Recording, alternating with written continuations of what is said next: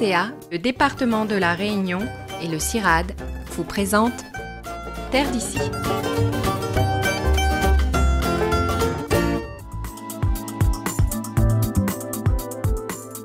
Comme beaucoup de trésors, c'est sous la terre qu'il faut parfois aller le chercher.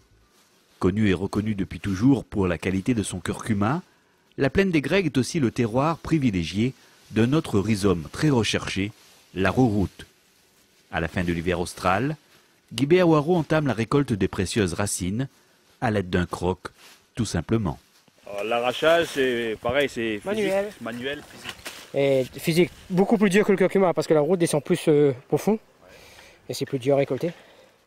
Selon sa vigueur, chaque pied donnera en moyenne 1 à 2 kg d'arrowroot, des racines encore pleines de terre qu'il faut alors nettoyer. Voilà, on laisse 2 ou 3 jours au soleil comme ça pour casser, ça va plus vite. Ensuite on emmène chez nous, mettre dans la bétonnière pour enlever tous ces pailles là-dessus. Voilà. Faut que ça soit bien blanc comme ça. De temps en temps, les vieux ils faisaient ça à la main, manuellement.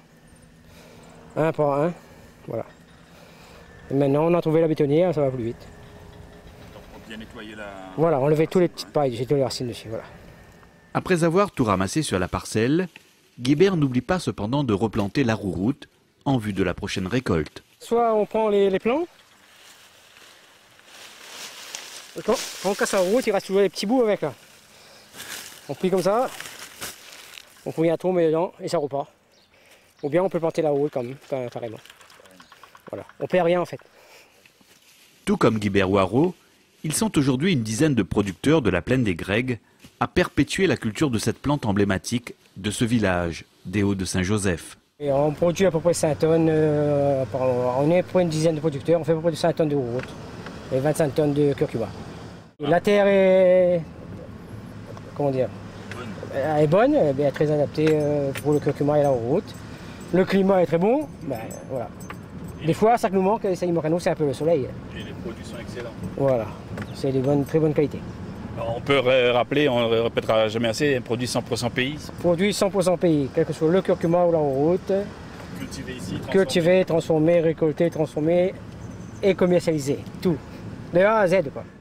Moi, je suis content d'avoir ces 2 produits-là. Ben, je m'en sens bien. Et voilà. J'espère que mon garçon d'hier va suivre et ma fille.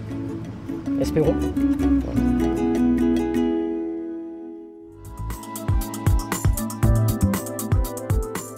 Après la récolte, la transformation de la rouroute pour en extraire l'amidon est un vrai travail de force, voire même de forçat. Première étape, les racines doivent être soigneusement lavées. Déjà, il faut mettre dans la bétonnière avec de l'eau pour enlever la paille dessus.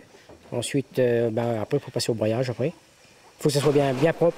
Bien propre. Voilà. Donc là, prêt à être broyé là. Ouais, c'est prêt à broyer. Ouais. Deuxième étape, grâce à ce nouveau broyeur, les rhizomes nettoyés sont alors transformés en pulpe. Voilà, là c'est broyé, bien fin. Il faut que ça soit bien fin pour faire de la poudre. Là, on va passer sur les tamis pour que la poudre descende, pour décantation. Vient ensuite la phase d'extraction de l'amidon proprement dite. Pressage et décantation de la pulpe d'arrowroot vont alors se succéder à plusieurs reprises afin d'obtenir le produit final, propre et pur. Là-bas on passe sur les fûts, sur un tamis, ensuite on verse de l'eau, il faut beaucoup de l'eau. Hein. Ensuite on perce et on laisse descendre la poudre pendant 2 à 3 heures. On repasse une deuxième fois, laisserait 4 heures, on passe une troisième fois et laisser une nuit. Et le lendemain on enlève dans les fûts. Voilà. Il faut que ça soit bien blanc. Hein. Patiemment et avec méthode, l'amidon est soigneusement lavé plusieurs fois pour éliminer les impuretés. On voit toute la crasse qu'il y a dessus. Là, tout ça, il faut qu'on l'élimine. Bon, pour la première fois, c'est pas grave, hein, c'est la troisième fois, qu'il faut que ça soit bien blanc. Hein. Voilà, la poudre descend et le résidu monte dessus. Voilà. Ça ne mélange pas.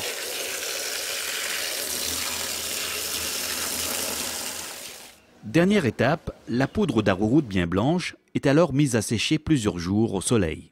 Bon, là, normalement, c'est sèche. C'est vrai, quand il y a la poussière qui fait comme ça, c'est sèche.